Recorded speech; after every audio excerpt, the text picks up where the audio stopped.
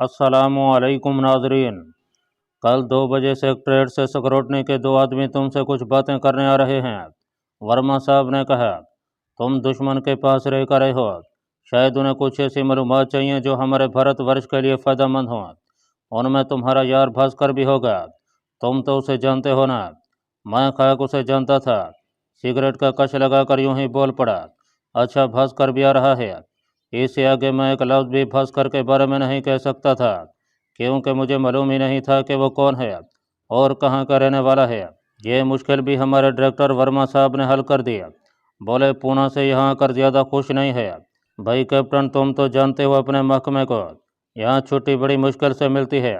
और भास्कर मरहट्टा है, और मरहट्टे महाराष्ट्र से निकलते ही उदास हो जाते हैं।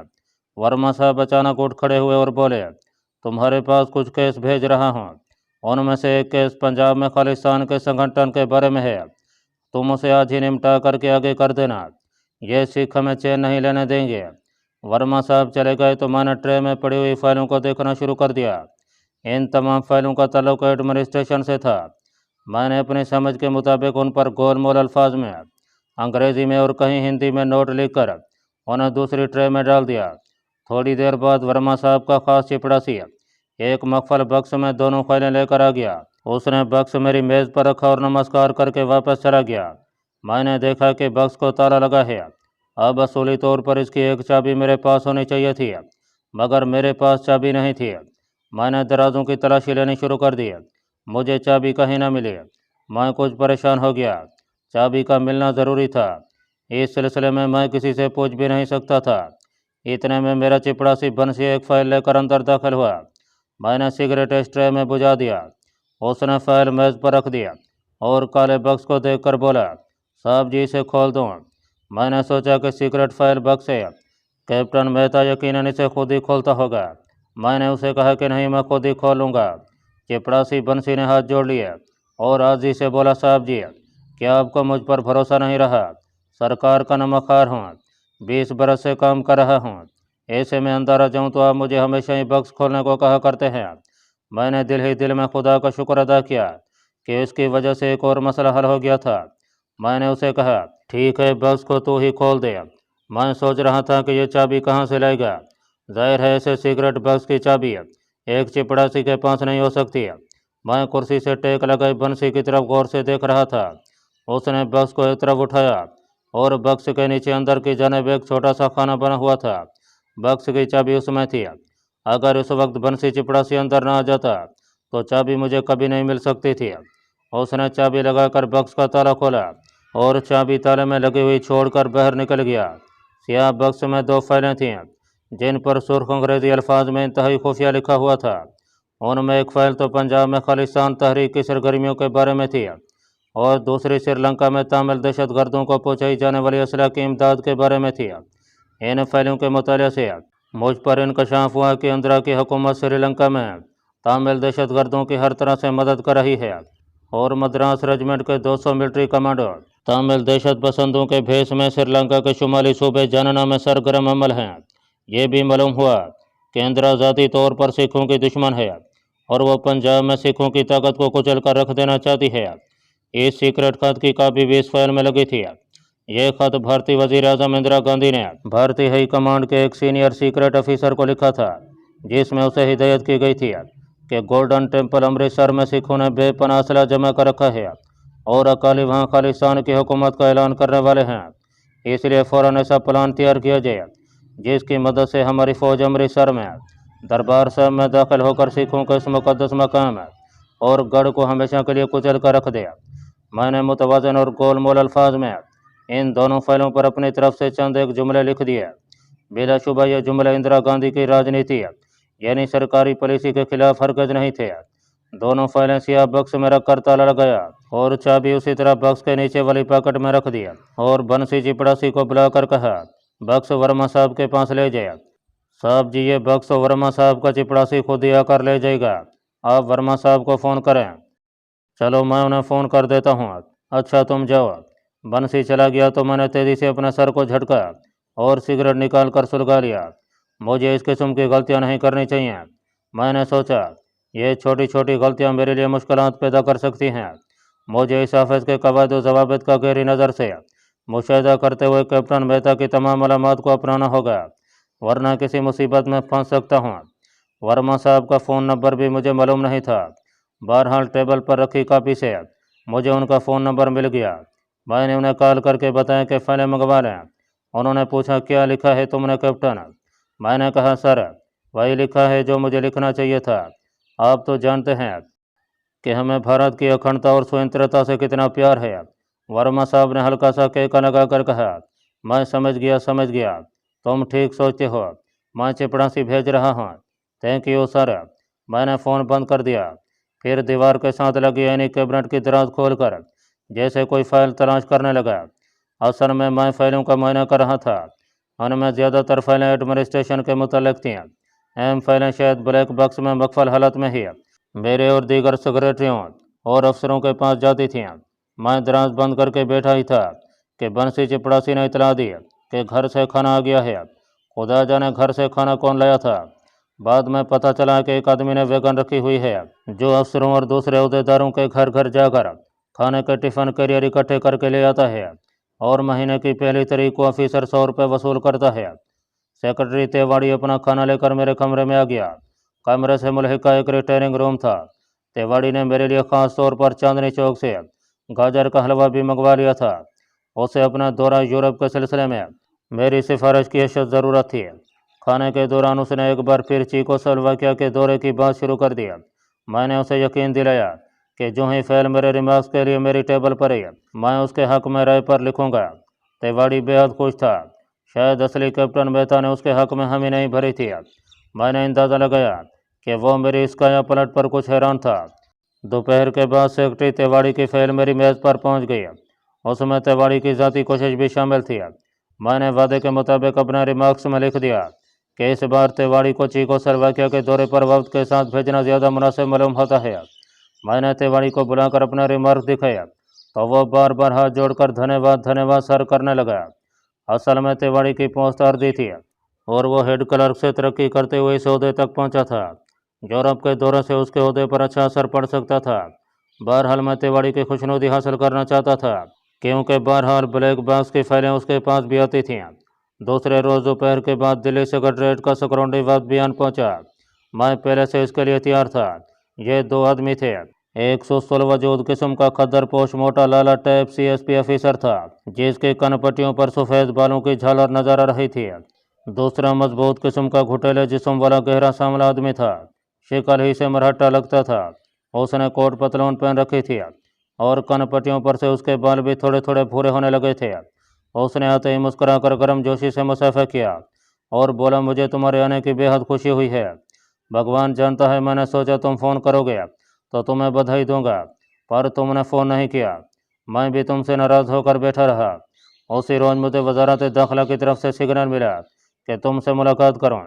सोचा अब एक ही बार मिलूंगा। उसने मुझे गले लगा लिया। ये भास्कर था। मरहट्टा भास्कर राव मेरा दोस्त था, यानी कैप्टन रामकिशन मेहता का दोस्त था। मैंने कहा, भास्कर तुमने ये ना सोचा कि दुश्मन की कैद से निकल कर आ रहा हूँ। मेरी क्या हालत होगी यार, तुम्हें खुद ही आ जाना चाहिए था। भास्कर ने कहका लगा कर कहा, अब जो मैं आ गया हूँ। अरे इन्हें नहीं पहचाना तुमने? ये लाला बद्री दास है, हमारे सीनियर कोलीग हैं। भाई तुम कई बार इनसे मिल चुके हो। मैंने अपने माथे पर जोर से हाथ मारकर कहा, माई गॉड, और लाला बद्री दास से बढ़कर हाथ मिलाया, उनके चरण छुए। ICS लाला बद्री दास की छोटी छोटी सी करंजी आँखें मेरे चेहरे पर जमी हुई थीं और ज़रा से खुले थे। लगता था कि शायद मुस्कुराने की कोशिश कर रहे थे। कहने लगे, कैप्टन तुम मुझे कुछ बदले बदले से नजर आते हो।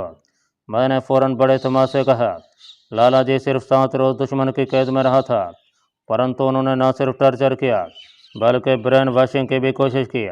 सारा दिन उल्टा लटकाए रखते थे। भगवान उनसे बचे। मैंने घंटी बजाकर बंसी को बुलाया और चाय बनाने के लिए कहा। भास्कर जेब से सिगरेट का पैकेट निकालते हुए बोला, अरे किशन तुम्हें क्या हो गया है? मालूम नहीं तुम्हें, हम दोनों जब भी मिलते हैं काफ़ी ही पीते हैं। उफ़ो, मैं फिर भूल गया। बंसी फ़ौरन काफ़ी लो। मैंने बंसी को हुक्म दिया। बंसी चला गया तो मैंने अलमारी से गाजर का हलवा निकाल कर प्लेट में डाला और भास्कर और लाला बद्री दास के सामने रख दिया। भास्कर बोला, भाई मिठाई तो हमें लानी चाहिए थी, मगर क्या करूं, इस वक्त ड्यूटी पर आ रहा था।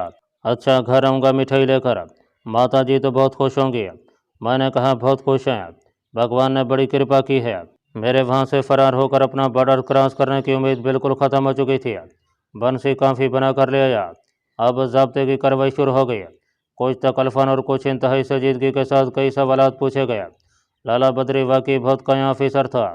उसने पाकिस्तान की बॉर्डर फोर्स और मेरे जहाज़ से बच निकलने के बारे में ऐसे ऐसे सवाल किए कि अगर मेरी जगह कोई दूसरा होता तो एक बार अपनी जगह से हिल गया होता। ख़ास तौर पर यह पॉइंट बेहद ख़तरनाक था कि पाकिस्तान की कैद में रहने के बावजूद मैं अपना ब्रीफ केस और सीक्रेट फाइल कैसे बचा कर ले आया। इसके लिए मैंने एक ड्रामाई कहानी पहले से तैयार कर रखी थी और मुझे बहरहाल उसी कहानी पर इन्हिसार करना था। बस मैंने अपनी पूरी कहानी को पूरी जज्बात के साथ बेहद असरअंगेज़ अंदाज में बयान करते हुए बताया कि जब मुझे जहाज़ के क्रैश होने के बाद होश आया तो मैंने देखा कि मैं झाड़ियों में सही सलामत पड़ा हूँ। तो सबसे पहला काम मैंने ये किया कि अपना पासपोर्ट, बटवा, ID कार्ड ब्रीफ केस में सीक्रेट फाइल के साथ ही रखकर ब्रीफ केस लॉक कर दिया और फिर उसे जय हादसा से थोड़ी दूर एक गड्ढे में पेड़ों की दीवार खोदकर पत्थरों के अंदर इस तरीके से छुपा दिया कि किसी की उस पर नज़र नहीं पड़ सकती थी, क्योंकि मुझे खतरा था कि हमारा जहाज़ पाकिस्तान के इलाके में गिरा है। फिर मैं भागकर जय हादसा पर आ गया। जहाज़ को आग नहीं लगी थी, मगर वह 2 टुकड़े हो चुका था और हमारे दूसरे ऑफिसर्स की लाशें नशिस्तों में बुरी तरह फंसी हुई थीं। मैंने एक एक ऑफिसर को मलबे में घुसकर देखा, कोई एक भी जिंदा नहीं था। मैं उनके ब्रीफ केस निकालने की कोशिश करने लगा, लेकिन वो इस तरह मलबे में फंस चुके थे कि उनको बाहर निकलना तकरीबन नामुमकिन था। मुझे इस बात का भी शदीद एहसास हुआ कि अगर हमारा जहाज़ दुश्मन के इलाके में क्रैश हुआ है तो ये सीक्रेट फाइलें जो मेरे साथियों के ब्रीफ केसेस में बंद हैं दुश्मन के हाथ आ जाएंगी। चुनाचे मैंने जेब से लेटर निकाला और एक जगह फोम की पट्टी को आग लगा दिया, लेकिन यह आग थोड़ी देर बाद बुझ गई। मैंने इधर उधर से सूखी लकड़ियाँ जमा करके उन्हें आग लगाकर जहाज़ के मलबे पर फेंक दिया। इतने में मुझे कुछ लोगों की आवाज़ें सुनाई दी। मैं जल्दी से दरख्तों के पीछे जाकर छुप गया। मेरी लगाई हुई आग बदकिस्मती से दोबारा बुझ गई थी। कुछ देहाती जहाज़ के मलबे की तरफ बढ़ रहे थे। उनके लिबास और बातों से मैं समझ गया कि ये पाकिस्तानी हैं। इतने में एक हेलीकॉप्टर आसमान पर चक्कर लगाता हुआ जहाज़ के मलबे के ऊपर से गुजर गया। यह पाकिस्तानी ग्राउंड फोर्स का हेलीकॉप्टर था। अब मेरे लिए वहाँ छुपा रहना ठीक नहीं था। चुनाचे मैंने एक बार फिर इस जगह को अपने जहन में बिठाया जहाँ मैंने अपना ब्रीफ केस ज़मीन में दबा दिया था और भगवान का नाम लेकर अपने अंदाजे के मुताबिक भारतीय बॉर्डर की तरफ चलना शुरू कर दिया। लेकिन बदकिस्मती से मैं बहुत जल्द पकड़ा गया और मुझे पाकिस्तान बॉर्डर फोर्स के बैंकर में पहुंचा दिया गया। इसके बाद पहले तो अजियत और टार्चर का दौर शुरू हुआ। मैंने जाहिर किया कि मैं गलती से पाकिस्तानी इलाके में दाखिल हो गया हूँ, लेकिन बहुत जल्द उन्हें यह जहाज़ के क्रैश होने की इतला मिल गई। अब उन्होंने पूछगछ शुरू कर दी कि जहाज़ कहाँ जा रहा था, किस मकसद के लिए जा रहा था। उन्होंने वहाँ से हमारे डेलीगेशन के कुछ ब्रीफ केस भी मुझे दिखाया जो उन्होंने जहाज़ के मलबे में से निकाल लिए थे। मैंने उन्हें पहचानने से इनकार कर दिया। फिर उन्होंने मुझे इतना टॉर्चर किया कि मैं बेहोश हो गया। इसके बाद मेरी ब्रेन वॉशिंग का अमल शुरू हो गया। अभी तक मैंने अपने ज़बान से एक लफ्ज़ भी ना निकाला था। ब्रेन वॉशिंग से मुझे खतरा था कि कहीं गैर शौरी तौर पर दुश्मन मुझसे कुछ उगलवा न ले। चुनाचे मैंने हर कीमत पर फरार होने का फैसला कर लिया। एक शाम मुझे इसका मौका मिल गया और मैंने एक गार्ड को बहाने से अंदर बुला लिया और झपेट कर उसकी गर्दन इस तरह दबोची कि वो आवाज़ तक ना निकाल सका और वहीं ठेर हो गया। मैं फरार होने में कामयाब हो गया था। इस सारे इलाके को मैंने जहन में रखा हुआ था। यह मेरी खुशकिस्मती थी कि पाकिस्तानी बॉर्डर फोर्स मुझे पीछे नहीं ले गई थी। मैं अभी तक बॉर्डर के पास ही था। मैं रातों रात घाटियों से गुजरता सुबह होने तक उस जगह पहुंच गया जहां जहाज़ का मलबा अभी तक पड़ा था। मैं गड्ढे में कूद गया और दीवार खोद दी। मेरा ब्रीफ केस वहीं दबा हुआ था। मैंने उसे सीने से लगाया और पहाड़ों की तरफ चलना शुरू कर दिया। मेरा रुख जम्मू और कश्मीर के पहाड़ों की तरफ था, लेकिन मैं रास्ते से भटक गया। अब मैं दिन को किसी जगह जंगल में छुपा रहता, रात होती तो फिर सफ़र शुरू कर देता। नदी नालों पर अपनी प्यास बुझाता, जंगली फल खाकर पेट की आग सर्द करता। आखिर भगवान जाने कितने दिन की दरबदरी के बाद मैं अपने भारत के रामबन वाले बॉर्डर पर पहुंचने में कामयाब हो गया। ये कहानी मैंने ऐसे पुरजोर असर भरे अंदाज में बयान किया कि भास्कर बार बार असहज कर उठता था, लेकिन बूढ़ा ICS खरांट लाला मेरी तरफ सपाट चेहरे से तक रहा था। लेकिन मेरी कहानी सुनकर वो भी कहने लगा, तुमसे इस एडवेंचर की उम्मीद थी कैप्टन, और तुम ये जानकर यकीनन खुश हो गए कि तुम्हारे साथ जो डेलीगेशन गया था उसमें सिर्फ तुम ही एक ऐसे ऑफिसर थे जिसके पास सीक्रेट फाइल थी, बाकी किसी के पास खुफिया कागज़ नहीं था। फिर वो कहली के साथ कुर्सी से उठा और बोला, ओके कैप्टन, तुम्हारी कॉफ़ी और गाजर के हलवे का बहुत बहुत थैंक्स है। भास्कर भी उठ खड़ा हुआ। दोनों ने मुझसे हाथ मिलाया और अपने कागजात ब्रीफ केस में डालने के बाद मेरे कमरे से निकल गए। मैं उन्हें बाहर तक छोड़ने आया था। भास्कर ने आहिस्ता से कहा, विस्की की पार्टी तुम्हारी तरफ से रहती है, और आंख मारकर नमस्कार कहता हुआ बूढ़े ICS लाला बद्रीदास के पीछे पीछे चल दिया। मैं अपने ऑफिस में आकर कुर्सी पर बैठा तो यूँ महसूस हुआ जैसे मैं सैकड़ों मील तक पैदल ही चलता आया हूँ। उसी वक्त बंसी को कहकर काफ़ी बनवाई, सिगरेट सुलगाया ही था कि डायरेक्टर वर्मा का फ़ोन आ गया। कैप्टन, मौसम कैसा है? चले गए कांग्रेस वाले? मैंने उसे बताया कि बड़े खुशगवार माहौल में बातें हुई हैं। उन्होंने मुझसे जिस किस्म की इन्फॉर्मेशन लेनी चाहिए थी मैंने वो पूरी तफसील के साथ एक एक चीज़ याद करके मुहैया कर दी है। डायरेक्टर वर्मा बोला, यह महज रूटीन की कार्रवाई थी। मैंने कहा, यस सर, मैं जानता हूँ, मगर पाकिस्तान के बारे में मुझे जो मालूम है वो बताना मेरी ड्यूटी थी। वर्मा ने मुझे बताया कि कल दोपहर को इसके ऑफिस में एक अहम मीटिंग होने वाली है। मैंने कहा, मैं तैयार हूँ सर, सुबह तुम्हें इसके बारे में ब्रीफ कर दूंगा। वैसे मामला पंजाब और खालिस्तान के संगठन से ही ताल्लुक़ रखता है। Okay captain. और वर्मा साहब ने फ़ोन बंद कर दिया। मैं सोचने लगा, ये कल वाली अहम मीटिंग किस नौयत की होगी? यकीनन इसमें पंजाब में सिखों की शोरश और खालिस्तान का मसला ज़ेर बहस आएगा, और भारतीय हुकूमत इस ज़मन में कोई अहम फैसला करने वाली है। मैं दफ्तर में 4 बजे से पैर तक काम करता रहा। इस दौरान मुझे कई ऐसे अमूर और ज़ाब्तों का इल्म हुआ जिसे मेरे लिए वहाँ रहते हुए जानना ज़रूरी था। कोई 4:15 बजे मेरी महबूबा सजाता का फ़ोन आया। वह कुछ परेशान थी। कहने लगी कि दफ्तर से निकलकर सीधे मेरी तरफ आ जाना, तुमसे एक ज़रूरी बात करनी है। मैंने बात की नौयत मालूम करने पर इसरार किया तो उसने ये कहकर फ़ोन बंद कर दिया कि तुम आओ तो होगी, वैसे फ़िक्र की ऐसी कोई बात नहीं है। मेरी पोजीशन ऐसी थी कि किसी भी लम्हे मेरे लिए कोई नाजुक सूरत हाल पैदा हो सकती थी। मैं सोच में पड़ गया कि सजाता को कहीं मुझ पर शक तो नहीं हो गया कि मैं असली कैप्टन मेहता नहीं हूँ। बहरहाल मैंने सजाता के ऑफिस में जाने का फ़ैसला कर लिया। इससे पहले सजाता के ऑफिस कभी नहीं गया था। जैसा कि मैं पहले बता चुका हूँ, वो एयर इंडिया के चांदनी चौक वाले दफ्तर में मुलाजिम थी। उस ऑफिस का पता चलाना कोई मुश्किल नहीं था। छुट्टी के बाद मैंने दफ्तर से निकलकर टैक्सी लिया और उसे चांदनी चौक वाले एयर इंडिया के ऑफिस चलने को कहा। सड़कों पर काफ़ी रश था। दफ्तरों में छुट्टी हो गई थी और लोग अपने अपने घरों को जा रहे थे। मौसम में हल्की हल्की खुनकी आ रही थी। दिल्ली पहले से ज़्यादा गुंजान और पुरहजूम हो गया था। चांदनी चौक पहुंचकर टैक्सी एयर इंडिया के दफ्तर के सामने एक तरफ खड़ी हो गई। मैं यह दफ्तर पहली बार देख रहा था। शीशे का दरवाज़ा खोलकर अंदर दाखिल हुआ तो बाएं जानिब एक तरफ काउंटर के पीछे सजाता पर नज़र पड़ी। वो एयर इंडिया की खसूसी फुल कलर साड़ी में थी और पर्स में अपनी ज़रूरी चीज़ें रख रही थी। मुझे देखकर मुस्कुराई और बोली, गाड़ी कहाँ खड़ी की है? मैंने उसे बताया कि आज मैं गाड़ी नहीं लाया था, टैक्सी पर आया हूँ। वो मेरे साथ ऑफिस की लॉबी से बाहर आ गया। बरामदे की सीढ़ियाँ उतरते हुए मैंने उसे पूछा कि खैरियत तो है? उसने अपने कटे हुए सियाह रश्मि बालों को झटकते हुए ऊँ कहा और हाथ देकर एक खाली टैक्सी को खड़ा किया। मैं देख रहा था कि उसका चेहरा मुतफक्किर है। वो परेशान थी। मेरे दिमाग में भी शदीद कशमकश जारी थी। खुदा जाने क्या बात है। बहरहाल जहरीला शिकार उस वक्त मेरे ब्रीफ केस में मौजूद था। हालात का नाजुक सूरत हाल इख्तियार कर जाने में बड़ी आसानी से सजाता से छुटकारा हासिल कर सकता था। मुसीबत सिर्फ यह थी कि उसके ऑफिस वालों ने मुझे उसके साथ दफ्तर से निकलते हुए देख लिया था। मैंने सजाता से पूछा कि हम कहाँ जा रहे हैं। उसने टैक्सी ड्राइवर को किसी रेस्तोरां में चलने के लिए कहा। मेरी बेचैनी में इजाफा हो रहा था, मगर मैं ऊपर से बहुत पुरसकून बैठा था। मैंने एक बार फिर सजाता से कहा, भगवान के लिए मुझे कुछ तो बताओ कि क्या बात है। उसने टैक्सी ड्राइवर की तरफ इशारा करके मुझे खामोश रहने की हिदायत की। टैक्सी चांदनी चौक से निकलकर 12 खंबे की तरफ जा रही थी, जहाँ एक छोटा सा पुरसकून रेस्तोरां था जिसका नाम मैं भूल गया हूँ। छोटी छोटी गोल मेज़ों पर मोमबत्तियाँ रोशन थीं और बेले कलीन पर आवाज़ पैदा किए बगैर रास्तगी से चल रहे थे। दीवारों पर महाभारत की जंग का मंजर पेंट किया गया था। काउंटर पर एक लंबी नाक वाली लड़की तिलक लगाए बैठी धीमी आवाज़ में किसी से फ़ोन पर बात कर रही थी। हम कोने वाली जगह पर जाकर बैठ गया। मैं फ़ौरन बात की तह तक पहुंचना चाहता था, लेकिन अपनी बेताबियों को कंट्रोल में रखे हुए था।